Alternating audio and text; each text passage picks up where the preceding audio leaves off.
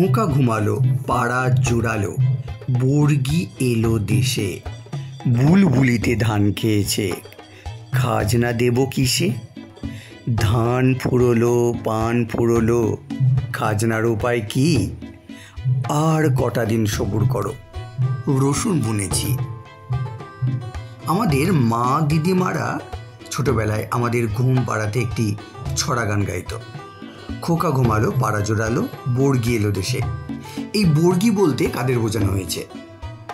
বর্গি বলতে প্রাচীন দুর্ধর্ষ মারাঠা যোদ্ধাদের বোঝানো হয়েছে। এই বর্গি শব্দটা এসেছে ফার্সি বার্গিস থেকে, যেটার অর্থ প্রাচীন মারাঠা যোদ্ধা। এ থেকেই বোঝা যায় যাতে তারা মারাঠি। মারাঠাদের আসল নিবাস ভারতের মহারাষ্ট্রে হলেও দক্ষিণ ও পশ্চিম ভারত জুড়েই তারা ছড়িয়েছিল। তাদের হাতে থাকতো তীক্ষ্ণ ফলা বর্ষা। আলীবর্দী খাঁ যখন বাংলায় সিংহাসনে বসেন, সে সময় দিল্লির শাসনে ছিল মোগলরা।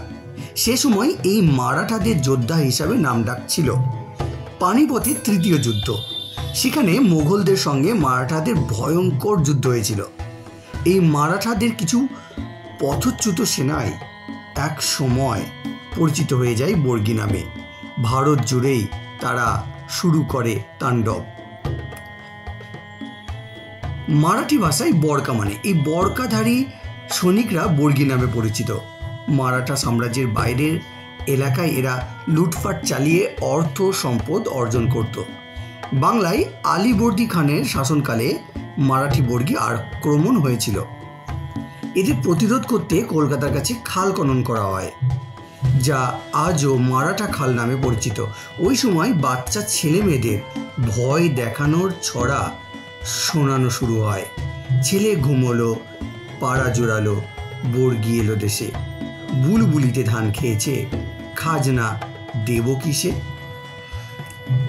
এই বর্গিদের অত্যাচার একসময় আমাদের বাংলায় খুব ভয়ঙ্কর রূপ ধারণ করেছিল। গ্রামের পর গ্রাম হানা দিয়ে এই বর্গিরা লুট করে নিয়ে যেত ধন সম্পদ, ধান, শস্যাদি ইত্যাদি অনেক কিছু। এরা এক প্রকারের ডাকাত ছিল। লুট বা ডাকাতি করাই ছিল এদের উদ্দেশ্য। এই ছোট্ট ছড়াটা থেকে যদিও অত কিছু আন্দাজ করা যায় না, কিন্তু এর পিছনে রয়েছে অনেক বড় ইতিহাস।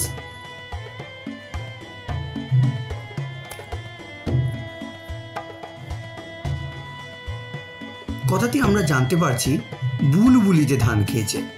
আচ্ছা, বর্গি আসার সঙ্গে বুলবুলিতে ধান খেয়েছে এর কোথায় মিল রয়েছে? না, এই বর্গিদেরই বলা হচ্ছে যে তারা যখন আক্রমণ করছে তারা কিন্তু ধান শস্যাদি পর্যন্ত লুট করে নিয়ে যাচ্ছে। ফলে প্রজাদের কাছে খাজনা দেবার মতো আর কিছু রইল না। বাংলার প্রজারা কাকে খাজনা দেয়?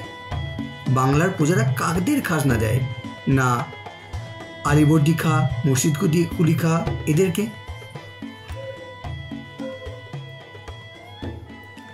বুলবুলিতে ধান খেয়েছে, খাজনা দেব কিসে? এখানে বুলবুলি বোঝাতে ওই লুটতরাজ ডাকাত বর্গিদেরই বোঝানো হচ্ছে। তারা আক্রমণ চালিয়ে ধান শস্যাদি ইত্যাদি সমস্ত কিছু লুট করে নিয়ে যেত। খাজনা কাকে দিত? না বাংলার প্রজারা খাজনা দিত নবাবকে, মুর্শিদ কুলি খাঁ, আলীবর্দী খাঁ এদেরকে। ধান যখন ফুরোলো, পান যখন ফুরোলো, খাজনার উপায় আর কি? তখন প্রজারা ভাবছে তারা তো রসুন বুনেছে, রসুন চাষ করেছে, সেই কটা বিক্রি করি না হয় যেটা উপার্জন হয় সেটাই হয়তো তারা খাজনা হিসাবে দেবে। যদিও ছড়াটা খুবই অল্প, কিন্তু এর ইতিহাস রয়েছে অনেক বড়।